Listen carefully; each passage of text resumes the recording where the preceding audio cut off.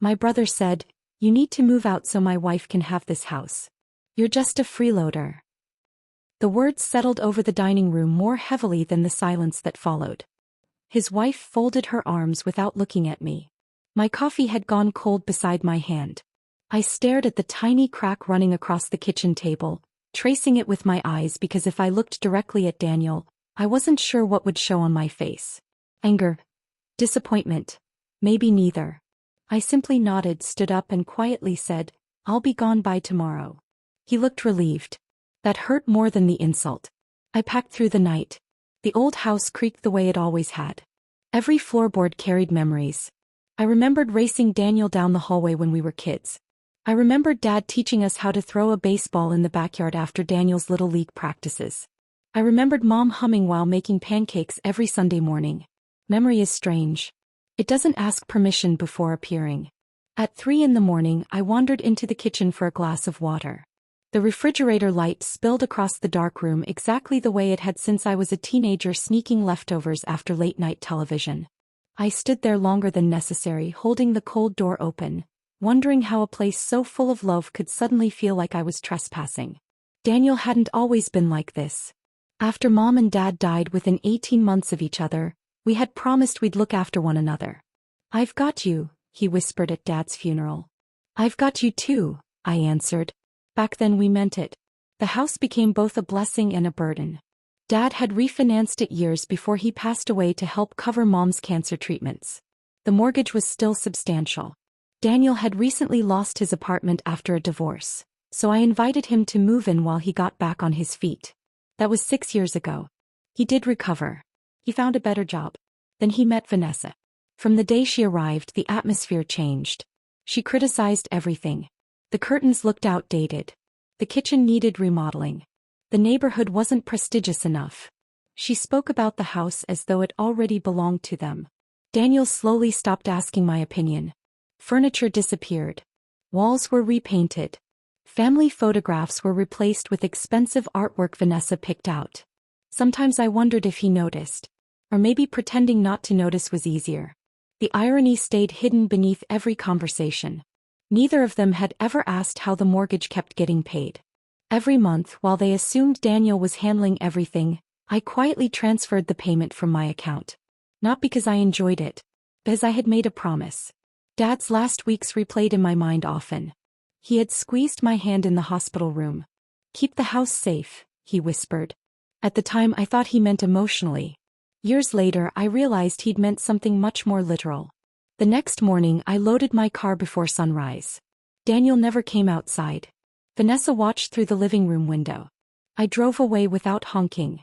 Without looking back. I rented a small apartment across town in Minneapolis. It wasn't large, but it was peaceful. I bought one comfortable chair, one coffee maker and one bookshelf. Every evening after work, I sat beside the window watching the city lights appear one by one. Loneliness has its own rhythm. First it echoes. Then, eventually, it becomes quiet enough to hear yourself think. 3 months passed. Daniel never called. Neither did I. One Saturday afternoon my phone buzzed. It was our old neighbor, Mrs. Henderson. "Honey, there are foreclosure notices posted on the front door." I froze. What? The bank was here. That made no sense. Every payment had always been automatic. Unless, my stomach tightened. I logged into my mortgage account.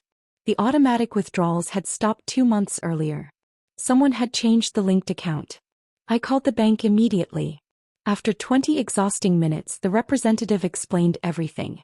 Daniel had contacted them claiming he was now responsible for the payments. Since he lived in the property, they had updated the billing instructions but never changed ownership because they legally couldn't. The word lingered. Daniel had assumed the house belonged to our parents' estate. He never knew. Because Dad had quietly transferred the deed into my name 4 years before he died. He trusted me to protect it. Not because he loved Daniel less. Because Daniel had already accumulated significant debt, and Dad feared creditors would eventually come after anything placed under his name. Only our attorney and I knew. Dad believed Daniel would eventually mature enough for us to tell him together. Life never gave us that chance. I drove back that evening. The foreclosure notice fluttered against the front door. Daniel opened it before I knocked. He looked exhausted. What are you doing here? The bank called me. He laughed bitterly. Good. Maybe they'll explain why they're taking our house. Our house. The word stung. I quietly reached into my purse and handed him a folder. Inside was the deed. My name. Only my name. He stared at it. Then again. His face drained of color. What is this? It's the truth. No. Dad transferred ownership years ago. Vanessa grabbed the papers. This has to be fake. It isn't. Silence settled over the porch. The kind that changes people. Daniel looked at me with confusion before realization slowly replaced it. You've been paying the mortgage? I nodded. For years.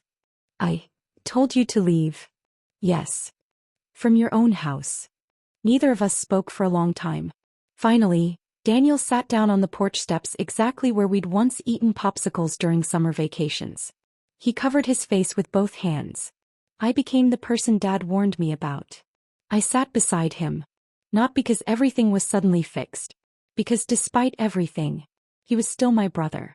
The foreclosure process wasn't completed yet. Because I remained the legal owner, I worked directly with the bank, corrected the account information and brought the loan current before the deadline. The house was saved.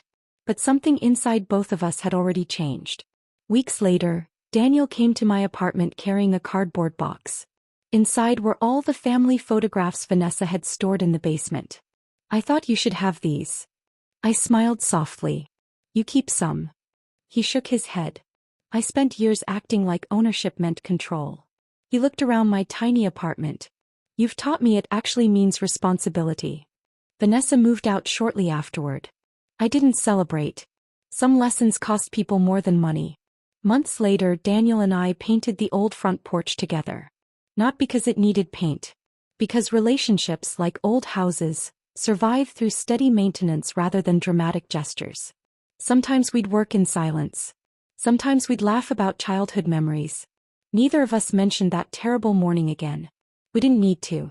The lesson remained. Now every once in a while I still wake around 3 a.m. I make coffee, stand beside the refrigerator while its familiar light fills the kitchen, and listen to the peaceful quiet of the house Dad asked me to protect. Only now I understand what he truly left me. Not a deed. Not a mortgage. Not even a house. He left me the chance to choose grace when pride would have been easier. And that choice, more than any property, became the strongest foundation I have ever owned. If this story moved you or reminded you that kindness and quiet strength can overcome even the deepest family wounds, please like this video and subscribe to our channel. Thank you for watching and supporting our stories. Your encouragement inspires us to keep sharing meaningful journeys, and we can't wait to see you in the next one.